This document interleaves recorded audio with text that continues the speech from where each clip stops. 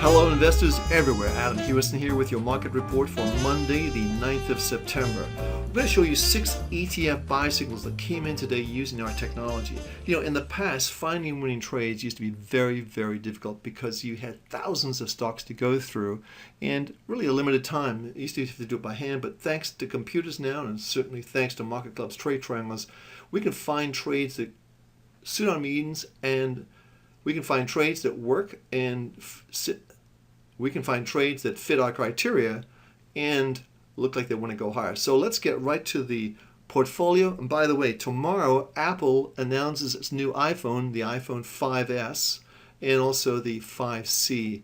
And then on Wednesday, actually the 11th, which is a day ahead of time in China, and then the next day in China, they're going to announce a big announcement there. And mobile, with China Mobile. And China Mobile has 740 million users. Think of what that will do for Apple. So it's going to be a cheaper iPhone, but it's still going to expand the Apple brand throughout the world. So let's get right to our portfolio.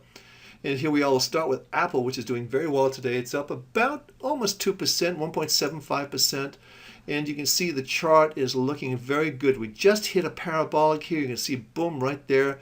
And if we get an ideal close today would be over $510 a share, and I think that's going to vault this market up to the 540, 550 area, which is our first target zone for this market. But what's the MACD is just beginning to turn up, but this looks to me like you're going to see a couple of things happening here, one of which is obviously this looks like a little turnaround here. And also the MACD is beginning to turn, and if it crosses over that red line, then it's full speed ahead for Apple. But generally speaking, 510 would be a great close, but we've actually broken over the parabolics, which is another good sign for Apple. And all of our trade triangles right here are plus 100. So let's see how that works out tomorrow. So moving right along, we take this off the screen, clear it up. Let's take a look at those 6 ETFs that we talked about and how we found them this morning. So very, very simply, here's how you do it. You go into the first tray right here. It says equity by default, but cruise down here to ETFs. Put that in, go to the next tray, and volume. I want the volume. You can get less volume than 2 million, but I like 2 million. I like very big liquid markets. And we're going to leave the weekly trade triangles in. I'll show you why we do that in just a second.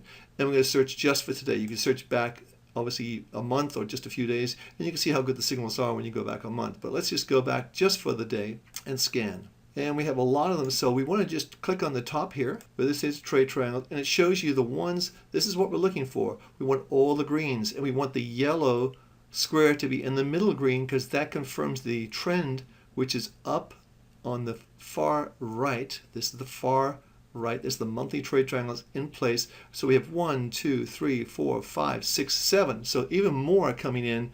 So the first one is the Wisdom Japan Hedged Equity. The next one's iShares Japan Index. Then the United Kingdom Index. And then ProShares Ultra QQQ that kicked in today.